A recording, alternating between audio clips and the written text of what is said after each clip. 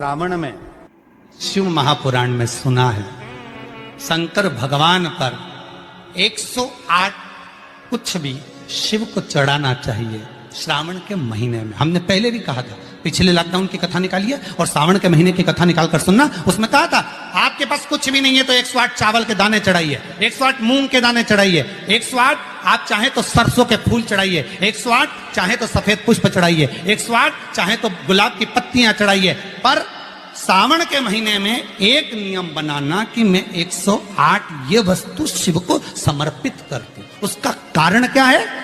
तो स्कंद पुराण में लिखा है शंकर भगवान को सावन के महीने में जब हम 108 कोई वस्तु समर्पित करते हैं तो शंकर उसको लाख और करोड़ों गुना कर कर हमको पूरे वर्ष में प्रदान कर देता है।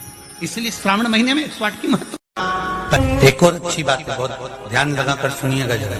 जितने आस्था चैनल पर सुन रहे हो, यूट्यूब पर सुन रहे हो, फेसबुक पर सुन रहे हो या इस पंडाल में श्रवण कर रहे हो, बहुत सावधानी से ध्यान दीजिएगा। कभी श्रावण महीने में अगर आप शंकर जी के मंदिर में जाएं और शिव मंदिर किसी वृक्ष के नीचे हो, बट वृक्ष के नीचे हो, चाहे पीपल के वृक्ष के नीचे हो, चाहे वो आंवले के वृक्ष के नीचे हो, चाहे वो बेलपत्री के वृक्ष के नीचे हो, चाहे वो शमी के वृक्ष के नीचे हो, चाहे जिस वृक्ष कोई भी वृक्ष के नीचे अगर कोई शिवालय है, शंकर जी का कोई मंदिर या शंकर जी का कोई शिवलिंग रखा हुआ, तो एक दुर्वा किसी भी श्रावण महीने में तुम जब भी किसी शिवालय में जाएं, जिस वृक्ष के नीचे शिवलिंग हो, उस शिवलिंग पर ये शिवलिंग रखा हुआ है, ये जलाधारी है। जलाधारी पर जहां शिवलिंग रखा हुआ है वहां कटी भाग है। कटी भाग माता पार्वती जी का हस्तकमल, उसके ऊपर रखा हुआ है शिवलिंग, सामने अशोक सुंदरी और भगवान शंकर के दोनों पुत्र गणेश कार्तिक, ऊपर से जल गिरता है जया विषहारा शामलीवारी दौतली देव, ये भगवान शंकर की 5 बेटियां। तो जो कटी भाग, इस कटी भाग पर अगर मात्र एक दुर्वा समर्पित कर कर जिसकी किडनी या लीवर डैमेज हो रहा हो, काम नहीं कर रहा हो, या किडनी लीवर में कोई तकलीफ हो रही हो, या डायलिसिस चल रहा हो, तो मात्र एक दुर्वा उस कटी भाग पर श्रावण महीने में समर्पित कर कर उस दुर्वा के 7 टुकड़े कर कर 7 दिन प्रतिदिन सुबह के समय पर उसको चबाकर खा लेने पर या निगल जाने पर धीरे धीरे धीरे धीरे डायलिसिस बंद होने लगता है और किडनी लीवर अपना काम करना प्रारंभ कर देते हैं। एक दुर्वा, कितनी दुर्वा? एक दुर्वा, मात्र एक दुर्वा। शंकर भगवान पर चढ़े हुए जल जब नीचे की ओर आता है, जिस जगह पर जल गिरता है उस जगह पर मात्र एक दुर्वा अपनी कामना कर कर इस शरीर के सुख के लिए शंकर भगवान के जल गिरने वाले स्थान के पास में अवधूतेश्वर महादेव के नाम से रख दी जाती है, तो जिंदगी में कभी बड़ी बीमारी नहीं आती। उसी तरह इससे रोग को समाप्त करने के लिए दुर्वा का प्रयोग किया गया। आप लोगों ने पूर्व में जो शिव महापुराण की कथा कुबेरेश बाबा की धरा से करी थी, वो आप लोगों को ध्यान में होगा। दुर्वा कैसे उत्पन्न हुई थी, दुर्वा का महत्व क्या है, कितनी दुर्वा चढ़ाना चाहिए, कैसी दुर्वा चढ़ाना चाहिए, दुर्वा की उत्पत्ति कहां से हुई है, दुर्वा तोड़ने के बाद पानी में डालने के बाद फिर हरी हो जाती है, इसका क्या कारण है, दुर्वा गणेश जी को क्यों चढ़ाई जाती है, शंकर जी को दुर्वा किस स्थान पर चढ़ाई जाती है, ये सारी कथा आपको पूर्व में इसी कुबेरेश्वर बाबा के पावन धरा से सुना चुके हैं, जो टीवी पर डली हुई है। कभी आपने नहीं सुनी हो तो यूट्यूब पर से दुर्वा शिव महापुराण की कथा आप निकाल कर उसको श्रवण कर सकते। उसमें वर्णन किया है कि इस दुर्वा का महत्व क्या है, दुर्वा का क्या। मात्र एक दुर्वा शिवलिंग पर चढ़े हुए जल जहां से नीचे की ओर गिरता है, उस जगह पर मात्र अपने शरीर की कामना करते हुए भगवान से रोग मुक्ति के लिए एक दुर्वा अगर समर्पित कर दी जाए तो कोई बड़ी बीमारी जिंदगी में आ ही नहीं सकती, ग्रहण ही नहीं पाती, मतलब ग्रसित नहीं कर सकती। कथा का विराम होने जा रहा है। श्रावण का पहला दिन, वैसे तो अभी आप गुरु पूर्णिमा की कथा सुनेंगे तो उसमें हम वर्णन करेंगे इस चीज का। श्रावण का पहला दिन और श्रावण का समापन कर दें।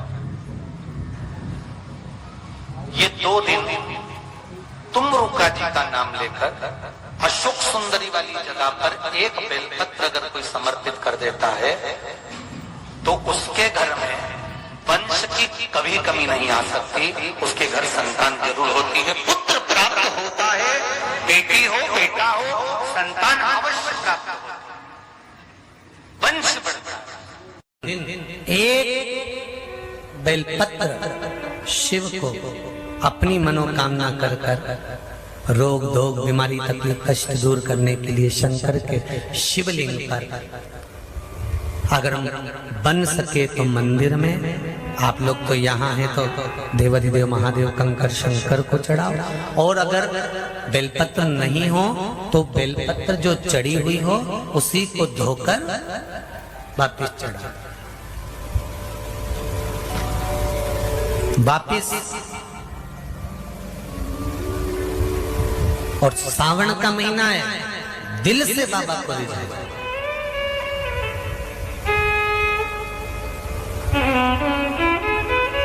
हम धर्म करने के चक्कर में, परमात्मा के भजन के चक्कर में किसी का अपमान ना करें। इसका जो माताएं श्रावण के सोमवार का व्रत करती हैं वो पशुपति व्रत मत करना। जो श्रावण के सोमवार का व्रत नहीं करती हैं वो पशुपति व्रत कर सकती हैं, उनको पशुपति व्रत करने का मना नहीं। पर यदि श्रावण का व्रत आप पहले से करते आ रहे हो, श्रावण महीने का व्रत करते आ रहे हो, या श्रावण के महीने में तुम सोमवार करते आ रहे हो, तो फिर पशुपति व्रत ना करते हुए इसको 1 महीना, भले 2 हुए हो 3 हुए हो 4 हुए हो, रोक दो। फिर अगला जब श्रावण पूर्ण हो जाए फिर जो सोमवार आए फिर चालू कर दो। पर अगर श्रावण का व्रत करते हो तो, और अगर श्रावण का व्रत नहीं करते हो तो पशुपति व्रत चालू है, मना नहीं। श्रावण के महीने में जल चढ़ाने के पात्र 2 कर लो। कितने पात्र कर लो? जम के बोलो जरा। 2 पात्र कर लो, भले 2 हाथ में लेकर मत जाओ, एक के ऊपर एक कलश लेकर जाओ। उसका कारण क्या है? शंकर भगवान ने मां पार्वती के सम्मुख में गंगा का आवाहन करा था, तो गंगा जी ने आकर पूछा था, स्वामी जब पार्वती आपके नजदीक में विराजमान है तो मुझे बुलाने का कारण क्या है? भगवान शंकर कहते हैं, श्रावण का महीना प्रारंभ हो रहा है, जब मेरे ऊपर सृष्टि का भार आएगा तो मुझे गंगा और पार्वती दोनों की जरूरत पड़ेगी। जब घर में विवाह आता है, शादी आती है, कोई फंक्शन आता है, कोई मेहमान आते हैं, तो थोड़ी ड्यूटी बढ़ जाती है। रोज 8 बजे उठते हो, पर शादी रहती है तो कितनी बजे उठना पड़ता है? सुबह 6 बजे 7। यहाँ पर भी आप रोज अपने घर पर उठते होगे 8 बजे तक 7 बजे तक, पर यहाँ तो तुम जब सो रहे होगे तो सवेरे कब हो जाती है और रात कब हो जाती है तुम्हें नहीं मालूम पड़ता होगा कि कब रात हो गई कब सुबह हो गई। लोग ढोलक पीते पीते पीते पीते 11, 12, 1 और तुम्हारी लग गई झपकी और बज गई 3:30, सब लग गए लाइन में नहाने और तुम भी भागी जल्दी से नहाने। अब नहाने भी कहाँ जाएं? तो माता इतनी चतुर, उन्हें का बरसती हो रही है जल की। भगवान भी सोच समझ के पानी गिराता था, 3 बजे से गिराना चालू करता था 6 बजे तक। उस बीच में भगवान को भी मालूम है मिश्रा जी कहाँ से नल लाएगा, इसलिए उन्होंने चारों तरफ से पानी गिराया और तो नहाना के अंदर। बोलो सही है कि गलत है?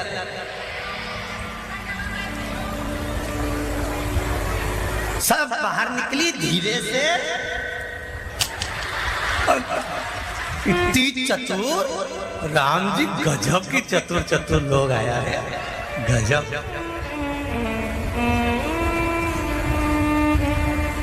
पर एक बात कहूंगा, दिल लेकर आए हो, मेरा महादेव भी तुमको दिल से लुटाएगा, ये पक्का है। दिल लेकर आए हो, कल हम जब आप लोगों से मिलने, हमारा नियम है जो हम जहाँ भी कथा भी करते हैं, चाहे रायसेन करी हो, चाहे सागर करी हो, चाहे जहाँ कथा करते हैं वहाँ रात में जो लोग रुकते हैं उनसे प्रयास रहता है कि थोड़ा मिले। एक नियम बना रखा, भले वो लाख लोग हों, 25,000 हो, 50, और जितने टेंट लगते हैं सब में मिलने का मन करता है। आपसे कल भी मिलने आए थे और कई लोगों की आंख में आंसू भी थे, कई लोगों के हृदय भी नम थे कि हम अब कल चले जाएंगे, पर दुख मत करना।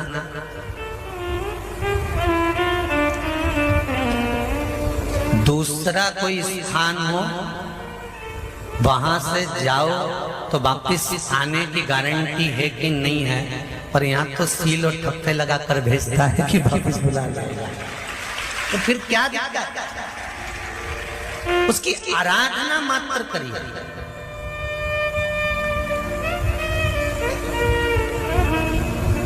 खूब को संतान नहीं हो रही हो, बहुत प्रयास कर लिया हो, पुत्रदा एकादशी पूरे साल में 2 बार आती है।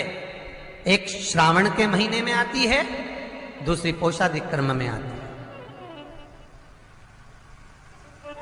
श्रावण के महीने की जो पुत्रदा एकादशी होती है, ये संतान की वृद्धि करने वाली होती है। शंकर जी के मंदिर में जाकर, भगवान शिव के मंदिर में पूजन करके घी का 1 कटोरी में घी और 1 कटोरी में खीर शंकर के सामने रख देते हैं।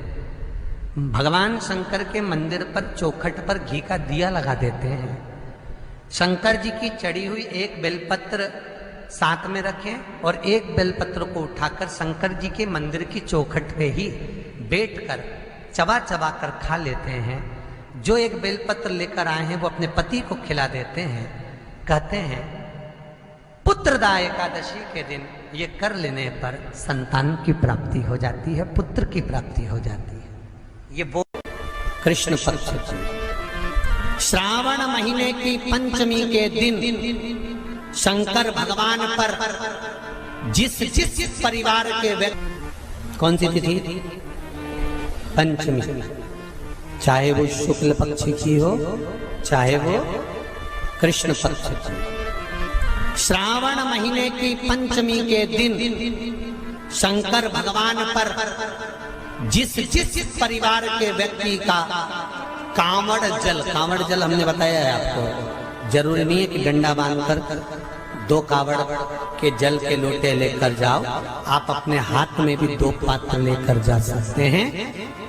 पंचमी तिथि के दिन हाथ में 2 लोटे जल के, 2 कलश जल के जब हम शंकर भगवान को चढ़ाते हैं तो ऊपर जो कमंडल होता है शिव जी के ऊपर जलधारी होती है, जिसमें जया, विषहरा, शामली बारी, दौतली और देव, शंकर भगवान की 5 बेटियां जिसमें विराजमान होती हैं। जब हम जल समर्पित करते हैं, हमारे पीढ़ी में, परिवार में अगर कोई अधोगति में मर गया होता है, कुंवारी अवस्था में चले गया होता है, गर्भ में मर गया होता है, गर्भ के बाहर निकल कर भी अगर कुंवारी अवस्था में चले गया होता है, तो श्रावण महीने की दोनों पंचमी पर परिवार का अगर कोई एक व्यक्ति भी जल चढ़ा देता है शंकर भगवान पर, तो सर्प की योनि में नहीं पड़ता, जीव मुक्त हो जाता, प्रेत योनि में सर्प की योनि से मुक्त हो जाता।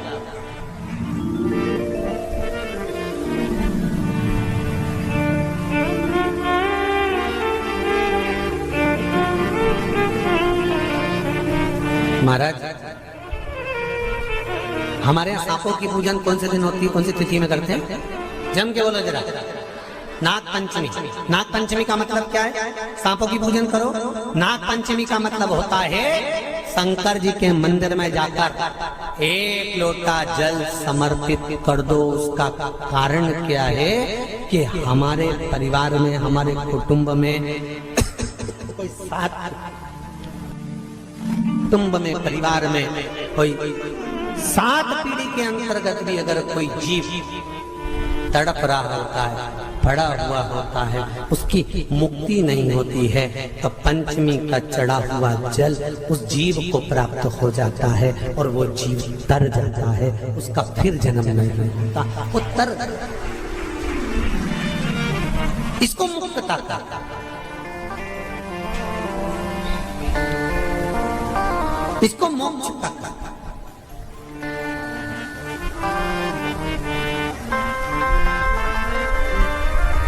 ये मुक्ति, ये मोक्ष, इसी को कहेंगे कि ये मुक्ति।